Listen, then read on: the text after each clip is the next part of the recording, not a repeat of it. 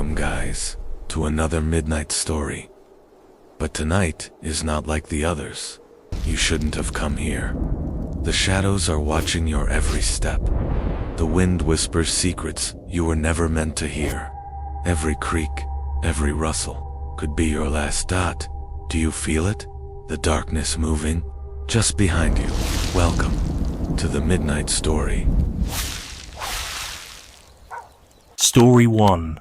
The Lantern on Sycamore Hill. Me and Jared weren't the type to spook easy. We grew up in the hills, spent half our summers barefoot in creeks, and the other half sneaking into half-rotted barns and deer stands we had no business being in. So when he called me up one weekend, said he needed to clear his damn head, I didn't hesitate. I tossed my old army rucksack in the truck, picked him up from his place in Asheville, and we headed deep into the Blue Ridge. Jared had a spot in mind, a high hollow just off Sycamore Hill. Said he found it by accident while turkey hunting the season before. No signs, no people, not even on the topo maps. We got there late in the afternoon. The sky was pale blue and stretched wide, just warm enough to feel the last breath of spring. The trail faded out about a mile in, so we went off foot, crossing a ridge lined with laurel and pine until the trees opened up into a sort of shelf, flat enough to pitch the tent, soft with pine needles, and backed against a natural drop-off. You could see for miles past the trees, nothing but rolling green ridges and fog curling up from the low valleys. Quiet, real quiet. Not that uneasy kind. Just the kind where you can hear your own blood and feel something slow settle in your chest. We set up camp, built a little fire, and cracked some beers. We talked about nothing. Work, women, old hunting stories. The sun dipped low and the sky turned that deep mountain indigo that swallowed time. Owls started calling, crickets too. It was peaceful. I don't even remember what we were laughing about when we saw it. The light. At first it looked like someone coming up the ridge from below. Soft, warm glow. Orange-yellow like a gas lantern.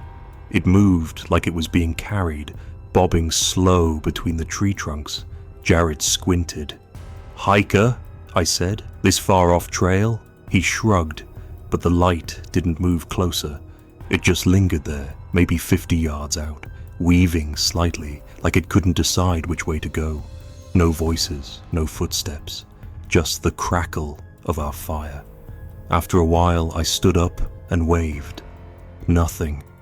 "Maybe it's some dumb kid lost," I muttered. Jared didn't answer right away. He was staring hard. "There's someone behind it," he finally said. I looked again, but the glow had dulled, almost like the flame was being shielded now. I didn't see anything but branches and darkness. We tried to ignore it. We turned our backs, poked at the fire, and drank more. But it came back. An hour later, from a different angle, downhill now. Same light, same slow bobbing, but it still wouldn't come close. Just hovered at the edge of the trees like it was waiting. Jared got up, muttered he was gonna piss. He walked about 30 feet to the left of the camp, disappearing behind a cluster of dogwoods. A minute passed, then 2, then 5. I called his name. No answer. I stood, heart thumping, and scanned the trees. "Jared?" I called again, louder. Then he walked back out like nothing happened. "You okay?" I asked. He frowned. "Didn't you see it?" "What?" I asked. The man, tall, standing behind the lantern. I stared at him. "You talked to him." He shook his head. "No." He didn't talk. His voice was quieter now. Didn't move, just watched me. He was standing behind the light like it was floating. That's when I said we should leave. We packed fast, headlamps on, blue tape markers still stuck on the trees from our hike in, but 10 minutes down the trail, they were gone. Not a shred of tape, not a boot mark. The trail felt different, twisted, somehow longer, and the trees. They didn't look the same. taller, closer. I know that sounds dumb, but we both felt it. The ground got soft in places it shouldn't have. The air felt thicker, like we dipped into a colder elevation without moving.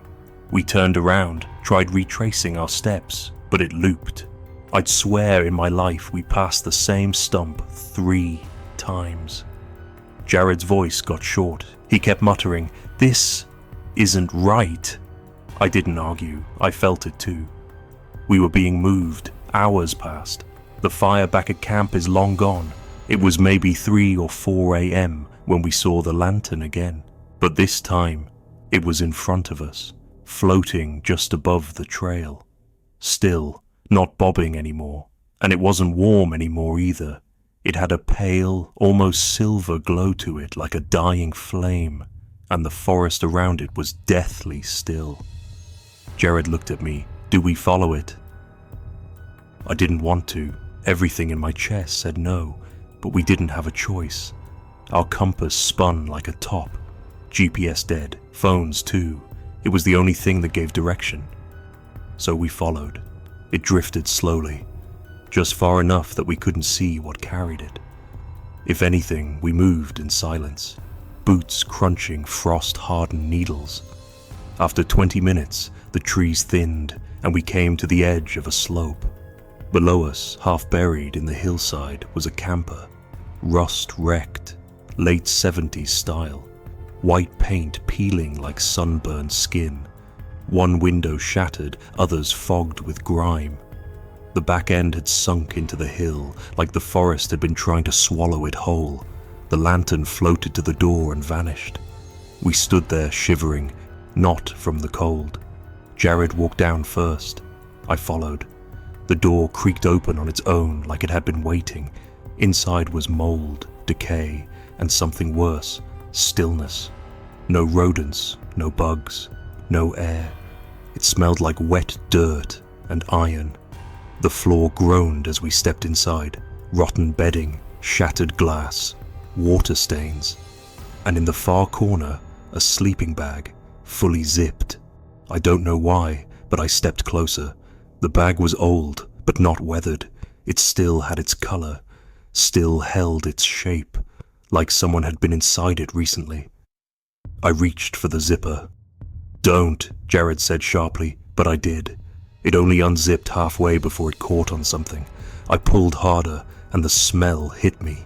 Mold, yes, but underneath that, something wrong. Sweet and rancid. I looked inside, and I saw scratches. Not on the sleeping bag, on the inside of the camper window. Long, desperate scratches, like someone had tried to claw their way out. Fingernail marks still crusted black. Some even bent backwards. Jared turned to leave. "This ain't for us," he said, voice shaking. We walked fast. Didn't talk. The forest was darker now than I've ever seen it. Like the trees had swallowed the stars. I don't remember how long we walked. But eventually, light broke through. Early morning mist, thin and pale. And suddenly, we were back. At our original camp. Fire, long dead. The tent collapsed. But we were back. No sign of the lantern, no trail to the camper. We left everything, hiked straight out. It took nearly 6 hours. When we reached the car, neither of us looked back. Haven't spoken about it since. But sometimes, in my sleep, I see it again. The glow in the trees, the shape behind it, and the quiet sound of nails slowly scratching glass. Story 2. Tracks that never faced home. Back in '97, my brother Caleb went missing for 2 nights while hiking solo near Flat Top Ridge, deep in the Blue Ridge. When they found him, he was scraped up, dehydrated and barefoot. He couldn't say what had happened, just kept muttering. I followed the tracks, like it was the only thing he remembered. My parents thought it was a concussion, maybe heat stroke. They didn't talk about it much after he got better. Caleb himself never brought it up again. Wouldn't go near those woods afterward. I wouldn't hike at all. I used to think he was just rattled. You can't grow up in this part of the Appalachians and not hear some strange stories, especially about that stretch of forest between Dogback Hollow and the old fire tower. People say it swallows time out there, that it changes things when you're alone. I didn't go looking for anything when I returned. It was just one of those early fall weekends when the leaves are dying loud and the nights get sharp enough to bite. I was on my own, something I'd done plenty. I wanted to clear my head, sleep under the rock overhang where we used to camp as kids. I parked where the old trailhead used to be before the storms wiped it out, cut into the woods with a compass and a map, just like I'd done 100 times before. The first day was uneventful, just birdsong, wind in the branches and the hush of thick pine needles underfoot. It's the kind of quiet that feels heavy, not silent, just deep. The sun dipped low and I reached the overhang before dusk, pitched my tent beneath the shelf of granite, and cooked a quick dinner over the small stove. I drank coffee, wrote in a notebook. It was peaceful. That's when I saw them. They were small at first. Faint indentations in the soft mud where runoff pooled just beyond my firing. I figured deer. But when I walked closer, I noticed the shape. Barefoot, wide-set toes. Human-like but off. They weren't child prints, too long for that. And they walked straight into the trees, not a single one curved back. I crouched, ran a hand along the heel mark. The edges were fresh, still holding shape, no signs of dragging. Whoever made them was walking light, like they knew exactly where they were going. But what got me was the direction. They didn't follow any game trail. They led into the brush, dense, wild, where no one would wander without a machete or madness. I followed. It was late, and the woods had gone quiet. My boots sunk into soft moss and old leaves as I pushed through the brush. The prints kept showing up, one after another, sometimes clearer, sometimes smudged, and every time I thought they'd vanish. They'd appear again on the other side of a log or a stone. My headlamp caught glimpses of movement, but it was always just shadows from my own breath or branches dancing in the wind. I heard it first about 20 minutes in, breathing just behind me. Not loud, not even close. It was like someone was matching my steps, a second after mine, a shallow exhale that disappeared when I stopped. I turned fast. Shone my light. Nothing. I should have gone back then, should have listened to the weight crawling up my spine, but I was too deep in by that point, both in the woods and in myself. Pride has a way of making you stupid. Then something changed. I realized the prints had started to arc. What began as a straight path now bent in slow, wide curves. Not leading forward anymore, but around me. That did it. I turned back, tried to retrace.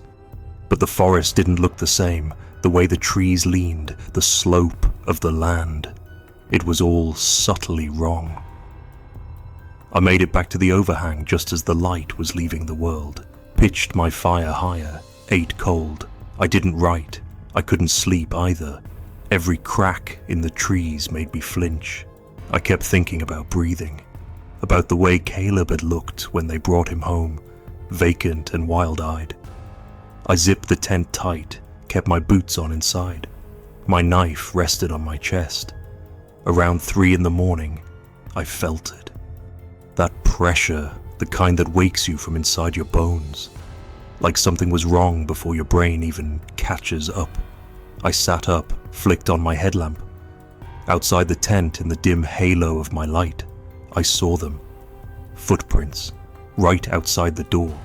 Bare, wide, slightly splayed, like someone walking on the balls of their feet. And they weren't going anywhere, they were just there, standing still. I didn't breathe, I didn't move. My ears strained for sound, for a twig snap or breath or voice, but there was only silence. That too perfect silence. I waited an hour, maybe more, then slowly, unzipped the tent. The prints were fresh, edges are perfect, no drag marks, no signs of where the person had gone. Just 12 clean steps leading up to the door and stopping. I packed up as the sun started to rise. Didn't eat, didn't look back. But something followed. The rest of the hike out I felt watched. Not in the paranoid, city street kind of way. No, this was older, deeper. Like the trees themselves had opened an eye. I saw movement from the corner of my eye, always just out of reach, but no sound came with it. Just presence. When I reached the car, I checked my boots. Mud caked up the sides, full of the same wide-set tracks. The only thing was, I'd never stepped in any that matched. It's been years since that night. Caleb never asked me why I brought his name up again, just looked at me like he already knew, like he'd been waiting for me to understand. We don't go back there now. Neither of us hikes alone anymore, and sometimes when the wind is just right, I swear I hear it again. The breath, a step behind my own, following tracks that never turned toward home. Story 3, The Voice Beneath the Fire Pit. It was the first cool weekend of fall when Ellie and I packed up the truck and headed into the mountains. We weren't looking for anything wild, just some quiet away from the noise, away from our phones and the constant hum of everything. She picked the place, said she'd read about it online. A half-forgotten ridge trail that hadn't been maintained in years, somewhere east of Cold Spring Bald. I'd never heard of it, and I've lived in western North Carolina my whole life.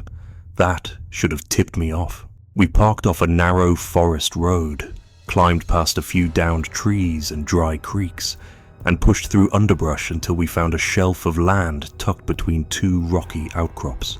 It was secluded, shaded by oak and ash, with a thick moss carpet and not much else.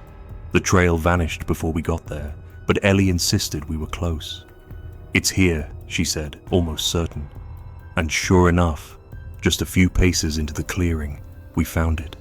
An old fire ring, half covered in green, stone-lined in an almost perfect circle, like it had been laid with care a long time ago and then left to sleep. I remember thinking it was strange, how smooth the stones were, how neatly they'd held their shape despite time and weather. Ellie crouched beside it and ran her fingers over the moss. "Doesn't it feel still?" she said, not looking up. I didn't know what she meant, so I just shrugged and started clearing the pit. We spent the next hour unpacking, setting up the tent, gathering kindling. I lit the fire just after sunset, and we cooked hot dogs over the open flames like we were teenagers again. There was something peaceful about the whole thing. Fire crackling, the smell of wood smoke curling into the night, her laughter echoing between the trees. We drank cheap wine and told stories, real ones and made-up ones, watching sparks rise into the canopy like fireflies that had forgotten they were supposed to blink. It was a little past midnight when things changed. Ellie had gone quiet. She was staring into the flames, brow furrowed, eyes wide but not scared. Yet. She leaned toward me just slightly and whispered, "Did you hear that?" The fire popped. Hissed. I cocked my head. "Probably just the wind," I said, but even as I said it, I heard it too, faint. Underneath the noise of the fire, like a murmur, muffled, low. It didn't come from the woods. It didn't come from behind us. It came from beneath us, or more precisely, beneath the fire. It rose in and out of the cracks between the burning logs, not in words I could make out, just a strained cadence, like someone speaking through dirt, mouth pressed tight against the earth. I got up, moved around the fire, crouched low. It stopped. I looked at Ellie. She was pale now, shaking. "It said my name," she whispered. The fire popped again. I stood up slowly, feeling a strange pressure in my chest. "You sure?" "I know what I heard," she said. "It said my name." We stood there, unsure of what to do. The flames danced, casting long shadows over the mossy stones, but I couldn't shake the sense that something below us was listening, or worse, remembering. "We should move," I said, motioning toward the tent, but she shook her head violently. "We can't. It'll follow." "What will?" She didn't answer, just stared at the fire pit like it might open at any moment. When I pressed her, she finally said it, quiet, embarrassed. "I've been here before," she murmured. I blinked. "What?" She looked down. "When I was a kid, I don't remember much, but I used to have this dream, over and over, about a fire in the woods, just like this, and a voice, whispering, from underneath." I didn't know what to say. She'd never mentioned it before, never hinted at it even. Then she said, "My sister disappeared in the woods like this when I was 9. That stopped everything. I didn't know she had a sister. She was 12, Ellie said, voice hollow. "We were camping with our mom's boyfriend. I remember her waking me up, asking if I heard the music. She left the tent, never came back. I was trying to process it when the voice returned, louder this time, strained, wet. The syllables are clearer, like someone trying to speak through a mouth full of soil. And I heard it, her name. Ellie." We both backed away from the fire.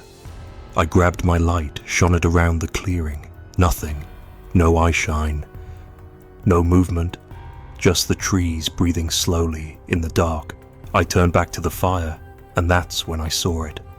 Something small glinting at the edge of the stone ring, just beyond the flame. I stepped toward it, reached down with trembling fingers. It was a necklace, a cheap chain, half melted.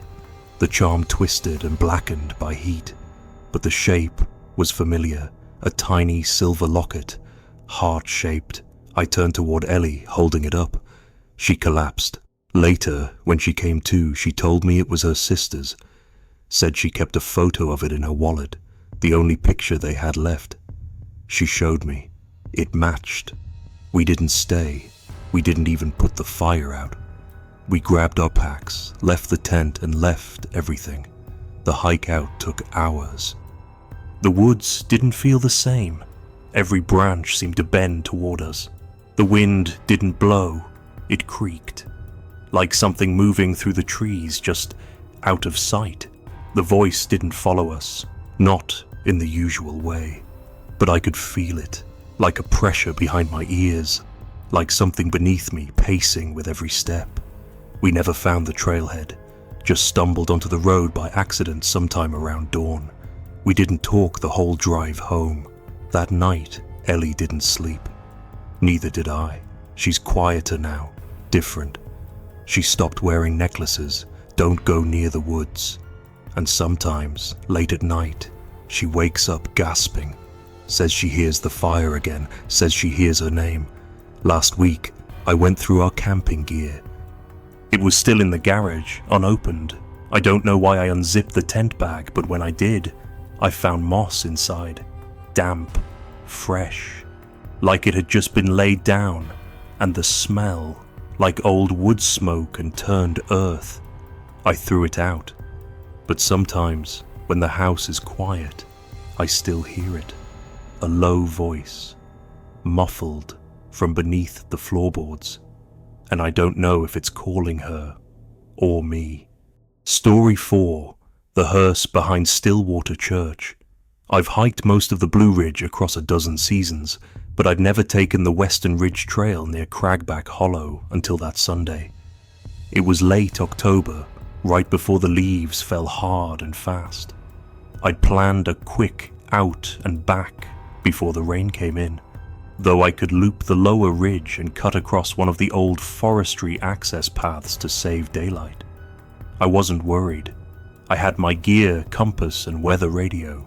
I'd done riskier hikes half awake with a busted headlamp, but I made one mistake, a tiny turn on a fork that hadn't been there the last time I checked the map. A soft curve that pulled me east instead of west. It wasn't dramatic. The trail just thinned until it became a suggestion, and then even that disappeared. I figured I'd cut through to reconnect, but the woods here were wrong. Subtle things at first. Trees that leaned inward, not from wind or slope, but like they were huddling, like they were keeping something in. I kept walking because the land felt flat, and I assumed I was crossing a plateau. But the silence kept building. No squirrels, no birds, not even insects. My boots hit dry leaf after dry leaf without a single echo. Then I stepped into the clearing. It wasn't wide, maybe 30 feet across, but every tree around its edge bowed forward slightly, branches reaching down like curtains. In the center was a tent, new, maybe a week old, if that. Bright orange nylon, rainfly still dewy despite the sun. It looked pristine. Out of place, I called out. "Hello?"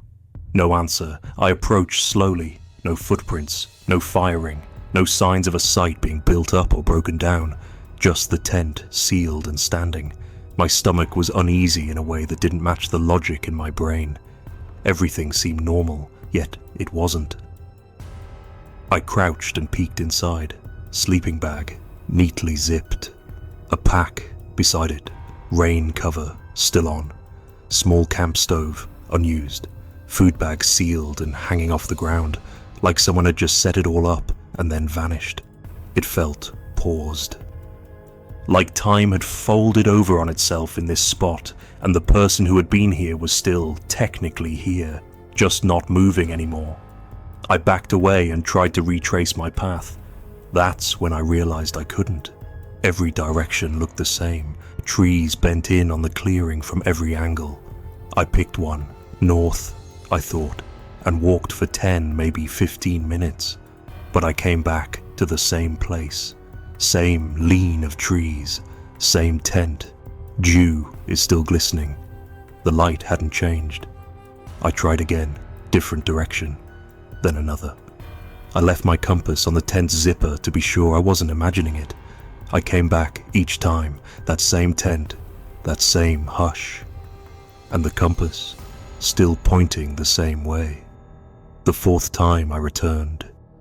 The zipper was open, just slightly, maybe 2 inches. I hadn't unzipped it. I stood there sweating despite the chill, staring at that half-open slit in the tent's nylon. No movement, no sound. My instinct screamed to run, but there was nowhere to run to. I don't know why I did it. Maybe it was panic. Maybe I thought confronting it would break the loop. I grabbed the zipper and pulled it down. The sleeping bag inside had shifted. It was now slightly off-center, bulged in the middle like something was still inside. "Hey," I said, "are you all right?" No response. I reached for the bag and tugged at the zipper. It came down slowly, snagged halfway, then came free with a sharp jerk. The smell hit me first. Not rot, not death. Just wrong. Like damp plastic and something that had been underground too long. A cold draft curled out from the bag's opening, and inside I saw not a person, not exactly. It had the shape of one, head, arms, legs, but the limbs bent badly, too many joints, or not enough. The way the shoulders pushed forward, like it had tried to fold itself small but forgot how bodies worked. The skin, or what looked like skin, was waxy, grey. The hand curled up against its chest had 5 fingers, but the spacing was off, and its chest didn't rise. It wasn't breathing. I backed out of the tent, sat hard on the cold ground. My breath came fast, shallow. I couldn't make sense of it. No animal had done that. No human could live like that. And then I heard the zipper again, slow, deliberate. I froze, didn't move. The sound stopped halfway, like it was waiting. Then I heard the tent fabric flex. Something inside was adjusting, like it was getting comfortable. I didn't look. I didn't want to know. Instead, I walked. I didn't care where. I picked a direction and walked straight. Every tree looked the same. Every step felt too quiet. But eventually, somehow, the light changed. The sun shifted. Birds chirped in the distance. I came out near a dry creek bed I vaguely recognized. From there I found my bearings, then the main trail. My truck was still parked by the gravel turn-in, untouched. Everything else was exactly as I'd left it. When I got home, I tried to report it. Forest Service, Ranger Station. No one believed me. They said maybe I saw an old survival dummy, a trauma response. Suggested I take time off hiking. I went back a week later, thinking maybe I dreamed it. There was no clearing, no bowed trees, no sign anyone had camped there. But when I opened my pack that night to unpack my gear, I found something. A corner of orange nylon, torn, wet, still glistening with dew. Story 5. Red lights past. Boone's Hill. There's something about heat in the mountains that drives a man out of himself. That week in July had been thick enough to choke on. Nights offered no relief, just sweat and stillness that clung to the walls of my apartment like mold. I couldn't sleep, so I grabbed my boots and headlamp and drove out to the trailhead just past mile marker 40, thinking I'd hike until the air broke open or my legs gave out. The path I picked wasn't marked anymore, hadn't been for years. Just a foot-worn track that curved through the lower ridges and cut through a patch of old-growth mountain laurel people in town called the Laurel Tunnel. They said it was pretty during the day. I wouldn't know. I never saw it in daylight. The woods were quiet when I started, the kind of quiet where even the bugs stay low. My light cut a narrow cone ahead, turning branches into twitching shadows. About a mile in, the trail started to narrow. The laurel thickets got dense, curling over my head like ribs. Each branch bent and tangled like they'd grown together to close the sky. The path dipped, and suddenly I was inside it. A corridor of gnarled wood and pale leaves. Everything was muffled, even my own footsteps sounded like they didn't belong. I was maybe halfway through when I saw her. She stood dead still at the far end of the tunnel, just at the edge of my light. A woman, I think. Long black hair covering her face, head tilted slightly. Hands hanging at her sides like they'd gone numb. She didn't say anything, didn't move. I froze. At first, I thought she was a hiker like me. Maybe she'd wandered off trail and gotten turned around. But something wasn't right. The way she stood, too straight, too calm. Like she hadn't just appeared in front of me, in the middle of a path no one used anymore. I called out, "Hey, you alright?" She didn't answer. I stepped forward, she stepped back, not quickly, not startled, just mirrored me exactly. One slow step for me. I stopped again, so did she. A cold sweat bloomed down my spine. I tried again, voice lower now. "Do you need help?" Another step from me, another step from her, always staying just at the edge of my light. Something in me cracked a little.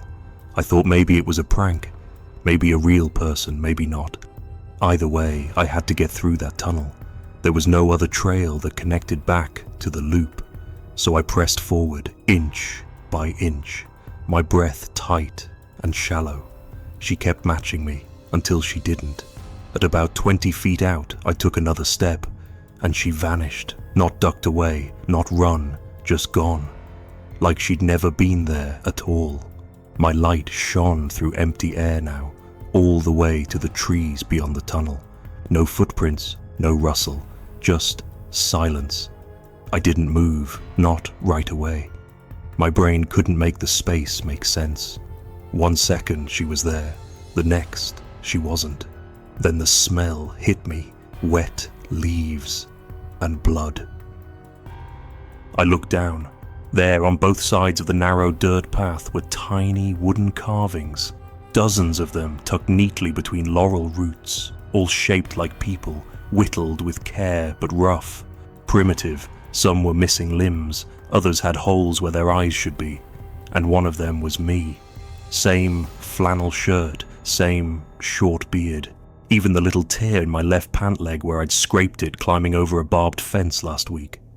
The details were impossible, too specific, too recent. I reached for it with shaking hands, then stopped myself. I don't know why. Something about touching it felt wrong. Instead, I backed away. The whole tunnel suddenly felt tight, like the branches had pulled in behind me. I walked fast, then faster, until I was just short of running. The woods stayed quiet, too quiet. It wasn't until I reached the car, soaked in sweat and shaking, that I finally felt the air again, cool, moving. I looked back at the trailhead, nothing there, just darkness and trees. I drove home in silence, checked my locks twice, left the porch light on. For days, I tried to forget it. I told myself, I imagined it. The heat, lack of sleep. My mind is playing tricks. But the carving, it wouldn't leave me. 3 days later, I went back. I don't know why. Curiosity, maybe. Or maybe some part of me was trying to prove it hadn't happened. The trail was still there. The Laurel Tunnel is still waiting. I walked slower this time. Careful. There were no carvings now. Not one. The roots were bare. The path is smooth, as if none of it had ever been there. But when I reached the center of the tunnel, I saw something small resting on the dirt, half buried. I picked it up. It wasn't the carving of me. It was Ellie, my ex. She died last year, cancer. The figure was her, down to the braid she always wore, down to the little locket she never took off. I dropped it, stumbled out of the woods, and now I wait. I don't hike anymore. I don't go out after dark, because I've been hearing something in the night, footsteps that stop when I listen. And once, just once, I swear I heard wood scraping against the porch railing, carving something, slowly, patiently, like it was finishing someone new. Story 6. The campground that wasn't there. In college, I joined a hiking club mostly to get out of town and away from the kind of people who treated weekends like practice runs for middle-age misery. There were 6 of us that stuck together by the second semester: Brent, Kelsey, Leo, Maddie, Caroline, and me. All loners in some way or another, drawn together by bonfire smoke, trail food, and the kind of shared silence you only get when you're 5 miles from pavement. We heard about the campground from an older guy who used to run the club back in the early 90s.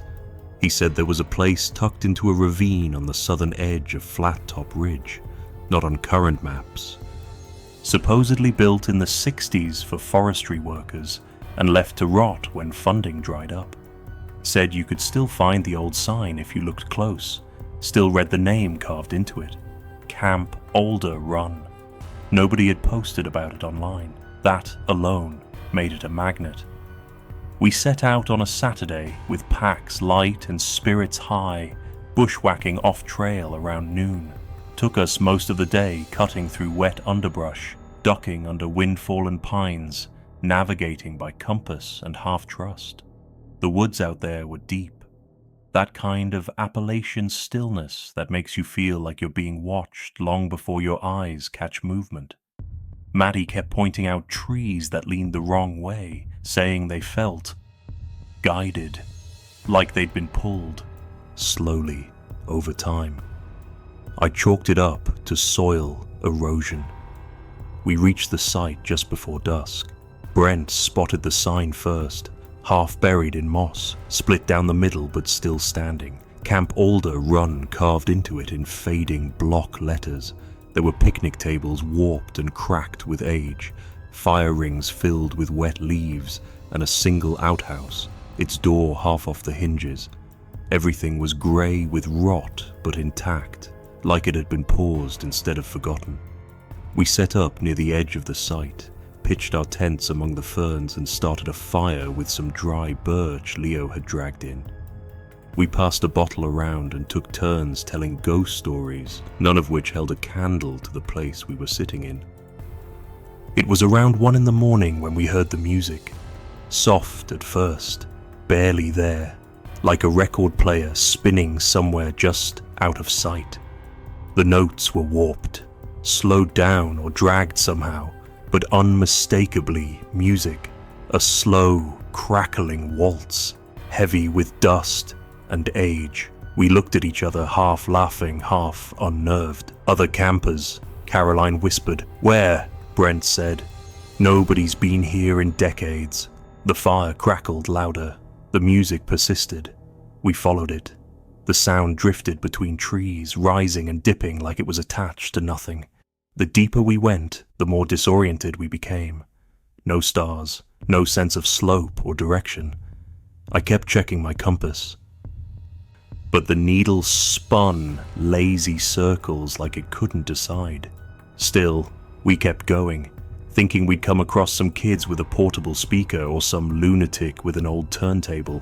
But every time we got close, the music shifted, pulled us again, further, until finally we came back to the sign.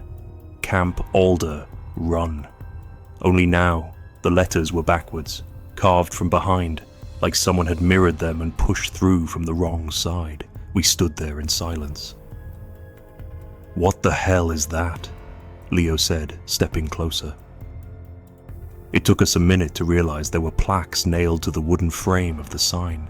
3 small brass nameplates, green with oxidization. None of us remembered them being there earlier.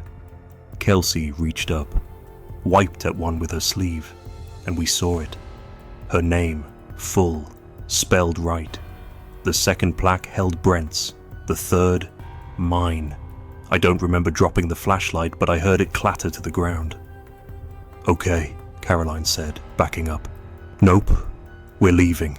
But the trail behind us was gone, not overgrown, not hard to see, gone. Like the woods had folded up the path behind us, the fire was nowhere in sight. Our tents, the clearing, vanished. Just a slope of trees and deadfall that looked like no one had ever stepped foot there. Panic started creeping in, not all at once, not loud, but slow. Maddie sat down hard, breath hitching, muttering that her stomach hurt. Leo started retracing our steps, or trying to, but every few feet, the trees bent slightly inward, the bark patterned in ways that made your eyes feel like they'd slipped sideways. We stayed by the sign because it was the only thing we had. At some point, the music stopped. No fade out, no skipping, just silence. Then the air shifted. It wasn't a storm, it wasn't windy. It felt like something large moving through the forest, without sound, without form, just pressure. Brent swore he saw someone between the trees, a shape, tall, just standing, watching. I didn't see it, but I believe he did. I believe all of them. We didn't sleep, just sat in a circle with what little light we had, trying to stay awake, trying not to let our backs face the woods. Nobody talked. Not anymore. When morning came, the fog rolled in, not a thin mist, a wall, and then, like a film being pulled from a lens, we saw our tents again. Fire pit, outhouse, everything, exactly as we'd left it, the sign too, but the plaques were gone. We packed in silence, fast and clumsy. No one ate, no one looked back. It took us nearly 10 hours to bushwhack out, even though the GPS finally worked again. When we reached the road, Brent threw up. Leo cried. None of us blamed them. We never found Camp Alder Run again. Went back a few months later. Same coordinates. Nothing there. Not even the rotted posts. Just woods. Quiet and unbothered. I don't talk to most of them anymore. Life drifted like it does. But a few weeks ago, I got a padded envelope in the mail. No return address. Inside was a small brass plaque. It had my name on it, spelled right, but the letters were carved from behind. Story 7, Gone Between Two Trees. My uncle, Reed, went missing in the Blue Ridge in the fall of 1982. It was a solo hike, something he'd done a dozen times before, left from the same ranger station, same trailhead, always packed light but smart. He was the kind of guy who could skin a rabbit with a spoon and could name trees by their smell. I was 5 when he vanished, so I only remember him through family stories and photos. In one of them, he's standing in a clearing just below Flatiron Ridge, the sun cutting through the trees behind him, a compass clipped to his belt. That compass sat on my dad's dresser for years, then disappeared sometime around high school. My dad never explained why. I didn't go looking for him, not really. I'd hiked that same trail dozens of times without thinking about it. I'd always found comfort in those woods. Quiet places to think, to step outside the noise of modern life. But that morning felt different. The weather was off, cooler than it should have been, with a haze sitting heavy just above the ground like smoke without a fire. I told myself it was early frost or humidity settling, but the feeling stuck. Around noon, I strayed from the trail, following a runoff creek that carved through a gully overgrown with fern and moss. I was looking for a flat spot to eat when I saw the trees. 2 of them.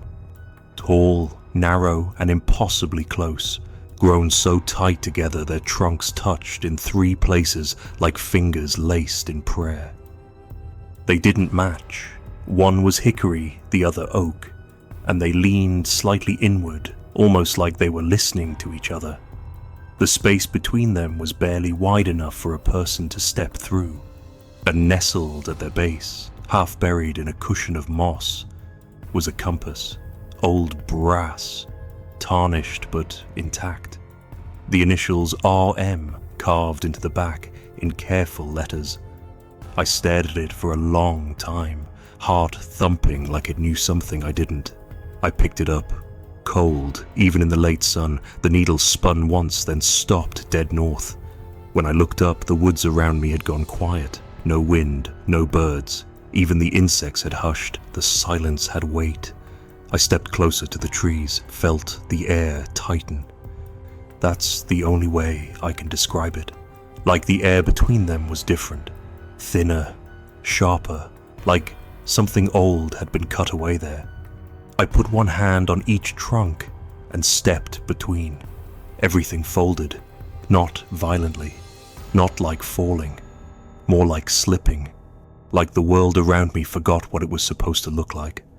The trees behind me stayed the same, but the space around them shifted. The light dimmed, the shadows lengthened. The trees beyond bent in odd angles like they'd grown under a different sky, and I knew in that deep, marrow-wrong part of the mind, that I wasn't alone. Something watched me, close, no sound, no movement, just pressure, like an eye pressed against glass. I turned, slowly. Behind me, between the trees, the air shimmered just for a second, and then something spoke. Not loud, not clear, just a breath of a voice, thick with time and static. "You're late." I ran, didn't look back. I didn't think so. I just ran through brambles and root and slope until I found the trail again, until the trees looked normal again. When I reached my camp, it was dark. I checked my watch.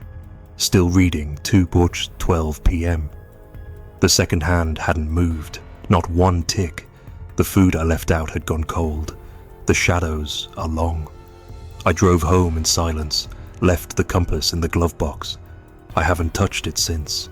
But a week later, I came home to find dirt on my welcome mat.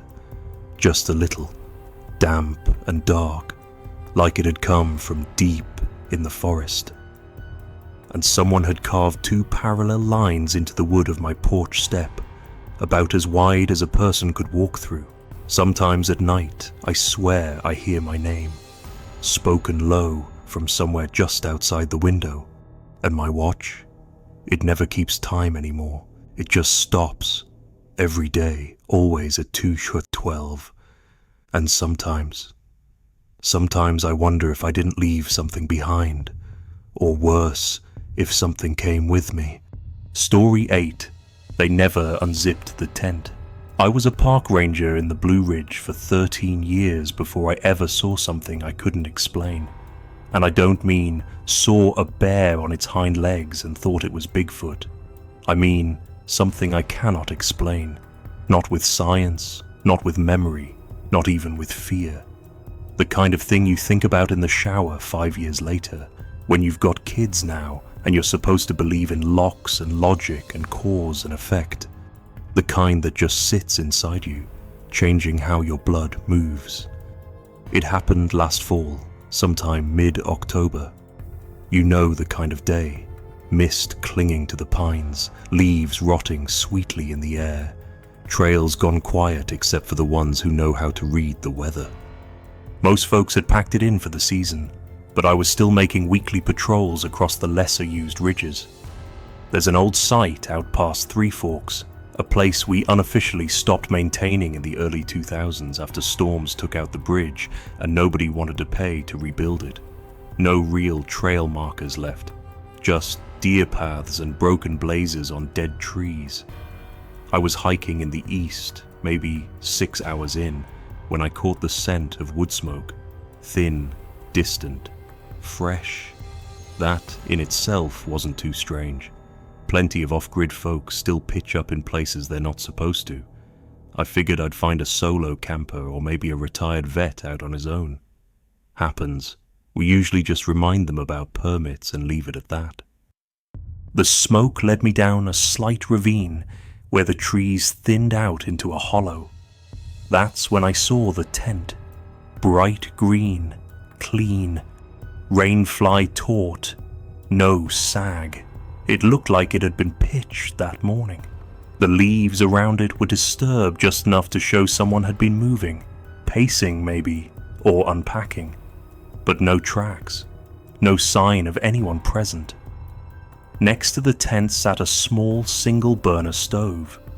Butane, common brand, still faintly steaming, and beside it were 2 ceramic mugs, matching, navy blue with silver specks like a fake night sky. Both are half full. Black coffee. One had a lipstick smear, and that's what hit me first. Not fear, but wrongness. Everything was too clean. No grit in the stove, no weathering on the tent, no flies. No smell of food, but the warmth of something recently eaten. It felt like the scene had been set moments before I got there. Like a stage built for a play I hadn't agreed to be in. I circled the site once. No backpacks, no shoes, no carbineers or flashlights or food bags hung up in the trees. Just the tent, the stove, and those 2 mugs, still radiating a little warmth. I called out, calm but firm. "Park ranger, anyone here?" Nothing. I walked up to the tent slowly. The zipper was closed, not strained or crooked, neatly pulled down to the bottom. I knocked lightly against the nylon wall. No movement, no voice. I radioed in my location, told base I'd found an occupied camp with no visible campers, and that I'd hold position until morning. Protocol. They logged it and said they'd send a team at first light. I set up about 30 feet away, where I could keep the tent in full view. Didn't want to crowd it, but didn't want to blink and find it gone either. I made some tea and waited for the forest to speak up, like it always does after a while. But it didn't. There were no birds that evening, no bugs, not even the wind in the leaves. It was like the world had held its breath. Then, around 10:30, something changed. It was subtle at first, a shift in pressure, like the temperature dropped 5 degrees in a single second. I was watching the tent when I saw it. A ripple in the fabric. Not the wind, not an animal. Just a slow, heavy indentation. Like someone shifting their weight inside. I sat up straight, heart already thudding. The zipper hadn't moved. Again, the movement. This time near the top, like someone rolling over in their sleep. Not abrupt, not panicking, just natural. But no one had gone inside. I stood slowly, took a step closer. "Hello?" I called. The tent shifted again, this time just the faintest sound. Not breathing, not rustling, but something soft. Scratching, like fingertips dragging lightly across nylon. 3 strokes, then silence. I froze, waited, then again. Scratch, scratch, scratch. Same rhythm, same spot. I didn't have a weapon on me, just a utility knife and my flashlight. I flicked the beam on, washed the tent in cold white light. The fabric twitched. Barely, like someone shifting just under the surface, but the zipper still hadn't moved. I backed away, sat down again, stared at the tent for hours. Every so often it would twitch. Something inside it, turning, breathing maybe, scratching, always in threes. But never once did it unzip. I didn't sleep. By morning, I was wired on adrenaline and bitter coffee, stiff and sore and cold. And the tent? Gone. Not collapsed, not packed. Gone, like it had never been there at all. But the mugs were still there, still sitting on the rock, still half full, and still warm. I checked the ground. No drag marks, no boot prints, just a clean patch of flattened leaves where the tent had stood. The team arrived 2 hours later. I showed them the site. Gave coordinates. They swept a mile in every direction. Found nothing. We filed the report, just like any other abandoned camp. But there's no line in the paperwork for something scratching from the inside that never came out. 2 weeks later, I came back with a different team. Same trail, same hollow. The mugs were still there, same rock, same contents, still warm. One of the new rangers picked one up, sniffed it. "This is fresh," she said, looking at me. I didn't answer. We camped that night a little further up the ridge. Nobody saw anything. Nobody heard anything. But when we came back the next morning to check the site, the mugs were gone, replaced with 2 new ones. Same color, same fill, still warm. That was my last season on patrol. I put in for a transfer after that, moved to a lower elevation post, more wildlife monitoring, less solo backcountry work, but I still think about that tent. Not because it disappeared, but because something inside it never tried to leave. Not once. Not even when it knew I was watching. And sometimes when I make coffee in the morning, I smell that same stale bitterness. And I wonder, what else is still in there, scratching slow circles under nylon walls, waiting for someone to unzip?